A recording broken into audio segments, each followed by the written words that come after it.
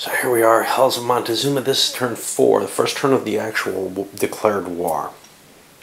A few things have happened here. To begin with, I'll go through kind of the standard events for a turn. The U.S. squadrons are permanently active. I have to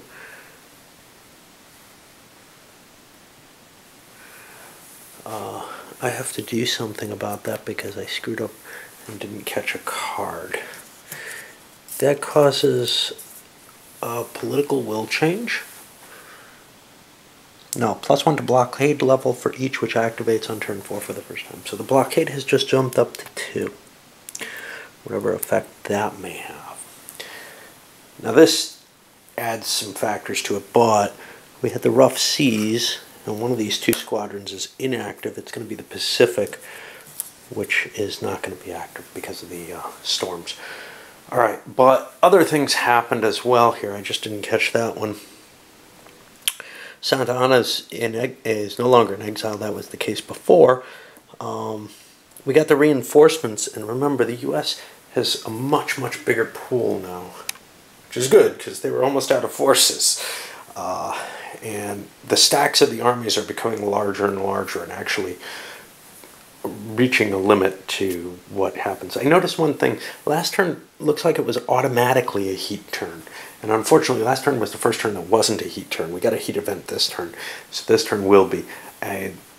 Oops. Okay.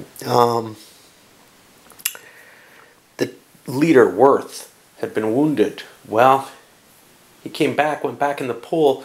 The reinforcements card brought him back into play. Not the actual per turn reinforcements, those happened beforehand, but another card brought him in, and he's a useful and very good leader. I put him in New Orleans because I had positioned so many leaders with these other forces. I want to maintain the ability to do a coastal attack without weakening the positions elsewhere.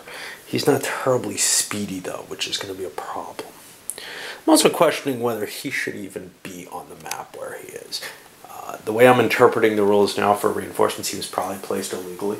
That probably hurts the Mexicans more than helps them. If I had misinterpreted the rules all along, it would help him. But we'll leave it as it is. Maybe he can activate and go take California. But more troops have shown up there for various reasons. I have to actually place a counter. I found all these counters for cards that don't really serve much purpose. They just remind you, hey, that card happened. I don't know if they're important in terms of some other card will depend upon them. Okay, our reinforcements have changed, at least for the Americans. They're up to 2 leaders and 2 units. They've got all their leaders on the map at this point. And Salas becomes president of Mexico. Santa Anna is no longer president. Hey, what happened? I don't really like that. The card for his election is gone. Had it come out here, well, it looks to me like the presidency would not be forced to change. There may be cards that change it, but unfortunately by the turn it came out, it means Santa Anna is not going to be president, so the national will is actually an issue here. And we do have to roll on possible government collapses, etc., which actually I did last turn but didn't have to. It had no effect. It's okay. These cards over here, the event card draw for the turn, well, return from exile gave some more troops to Mexicans. No real effect here. Indian raids. Got to place a couple here. Now, remember, this doesn't cut supply because they're in Mexico, or they're in Texas, so they're in supply anyhow. But if they get driven out, it may cause some problems. I don't know. Rough seas. Had the heat turn, as I said. Reinforcements both sides got. California War. Improved, or decreased the Mexican political will and added some Marines into California, of all things. And then some riots that had no effect at all. So that's the kind of really random factor. Now we deal out, I guess, the pile of cards. And everybody's going to get more now. I think it's 9 per player. That's a big, big hand. It's war hand to find here now. I seem to remember it was 9 unless you're the Mexicans and your government's collapsed, in which case it's 7. All right, well, onward, I guess, and poor Santana with his, what, couple months in the presidency this time? Oh well. So the U.S. opened things up with war appropriations. This is going to be removed. It didn't cause a supply event effect. Worth came back with a pile of troops here. Well, he got a pile of troops in New Orleans. Nothing good, and most importantly, no Marines. So he can't actually do an amphibious assault. That's kind of a shame, but I was planning on moving him to get him here. I've got these ideas of doing some sort of sweeping movement with the U.S. to try to cut off these forces that the Mexicans have pushed into Texas. It's dangerous, it's risky. That's where my thinking is, though, because I'm facing more troops. The Mexicans tried to activate a large army under Flores here. Ended up getting 3 movement points. Not enough to do what they wanted to do. They wanted to charge forward and hit this, smack it, or maybe even up here at the fortress, and try to beat the U.S. forces and trap them somehow. Hard to justify exactly what I'm looking at here. They're in dug-in positions, but I don't feel like I can just let them grow. Of course, on the other hand, time is in the Mexican side's favor in a sense. The longer the war drags out, the better off they are. So if they're making risky moves, it may be a bad idea. Anyway, they didn't get enough to move, so they didn't go. All right, well, we'll keep pushing on with these very aggressive stands by the different sides. Well, Worth ran down and slipped around the Rio Grande, cutting off Arista's forces. Now, Arista can't attack without being out of supply, which would be a problem, and moving out of supply would be a problem. On the other hand, Flores can, and so I spent the big 4-point card. Unfortunately, that's a big card, and it had a supply event, and the event happened. We end up marking that the logistics happened, but now, who's out of supply? Well, unfortunately, it's Arista's force here. And he's going to take half losses for that. Plus, we've got a possibility of the blockade having an effect as well. It does not. The blockade level's not high enough yet. All right, but let me see what the reaction there is. And then Flores is going to slam into Worth. I actually drew this ahead of time. He's going to be able to move up there. But he takes 2 casualties, one for the heat from attrition and one because it's an underlined value for his 3-point initiative rating. So, we got a lot of action going on. We'll see what happens during the battle. Okay, so looking at the numbers for the battle, we've already set up the pieces. The Mexicans really can't commit troops for the most part. Even their grenadiers can't be committed. The Americans did, and they had a big amount of firepower from that. Actually, very, very scary how good they can be. But cards were played as well. The Mexicans played some local militia. I don't think much showed up there. The Americans played dug in, which gives them a half die, and artillery barrage, which essentially gives them a half die. Total firepower is huge, at least comparatively. 14 for the Mexicans, 19 for the U.S. Both are at +1 in the efficiency. Let's see what the Mexicans get.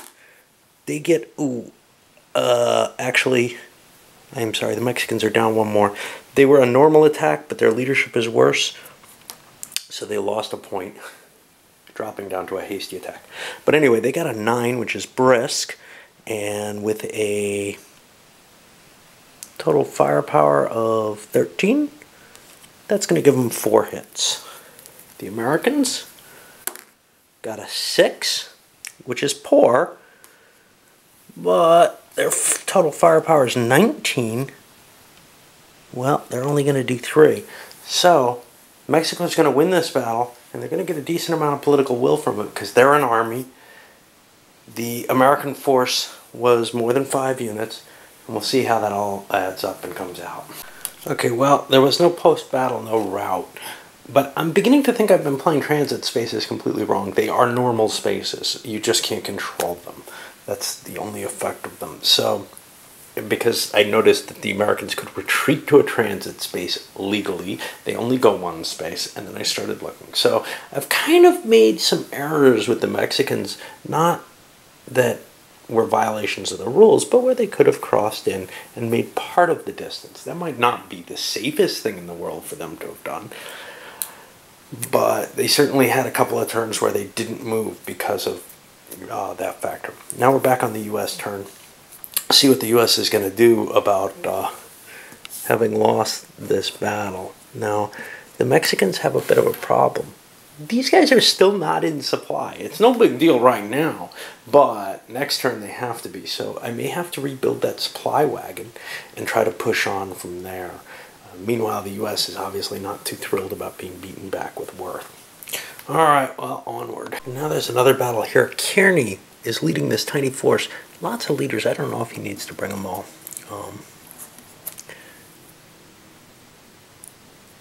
Well, he can. He's got an army. It's safer than leaving them behind, probably. A tiny force, lots and lots of leaders. It's considered the Army of Texas.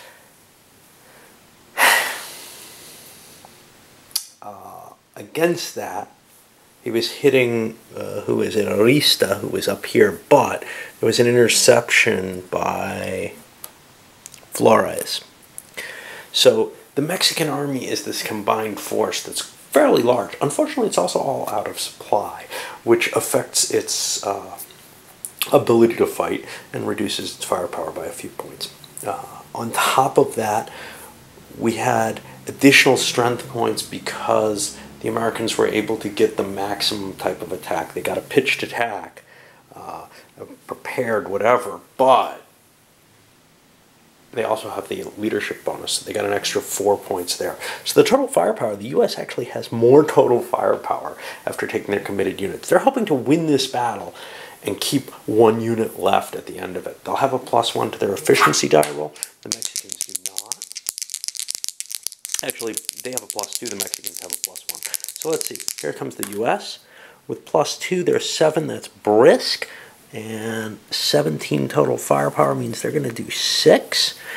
Whereas the Mexicans... Yeah, wow. That's execrable. With their strength of 15, they do 1. So they're not even going to wipe them out. And the U.S. is definitely going to win. This is going to be a big swing in points because it's such a massive victory. Not only are they both armies, but this actually is big enough that it might cause the route table. Well, it will cause the route table to be consulted. I'll come back after that.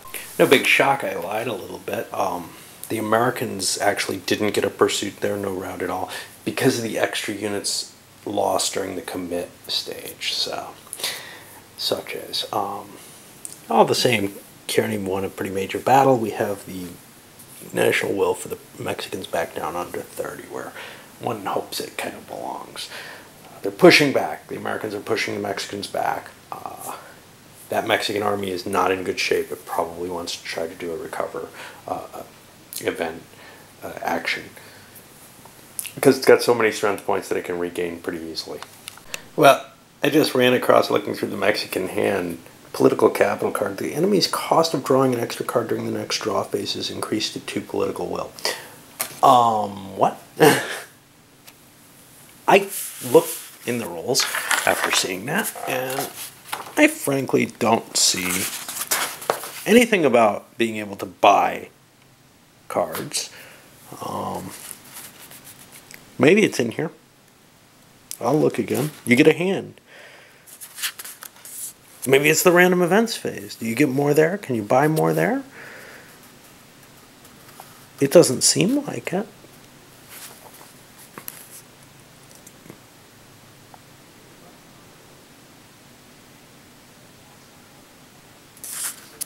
Looks to me like only one player gets reinforcements from a reinforcement card, which it kind of confused me.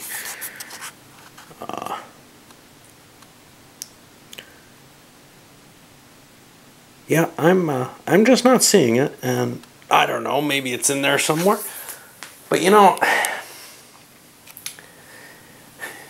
very, very annoying to run across cards that imply things that don't seem to be in the rules. Now, maybe it's somewhere in here, but it's very disturbing to me when I look at the sequence of play. Because, you know, there's stuff that's just on a card, and it's not in the game itself. It's not defined anywhere. So let's see, deal cards. Well, each player may draw one extra card. Gosh! Now, why is that not in the rules? I mean, it's not here in the strategy phase. It's just not. It happens to be in the rules, I assume, because there's the setup and sequence of play here as well. But, you know, a sequence of play is usually a consolidation of the rules. And I quite often don't read it carefully, thinking that that's the rules. I want to read the rules as text to some extent rather than that. Very annoying setup. Anyway. So there we have it. You can play. That's a pretty expensive cost to getting an extra card, an extra action. I think you really have to know that you're going to use it valuably. But it is another sign to how wonderful these rules are. All right, well, I'm trying to figure out what the hell to do with the Mexicans. So I'm going to load this up as a partial and come back in a little bit. This is 4A, I guess.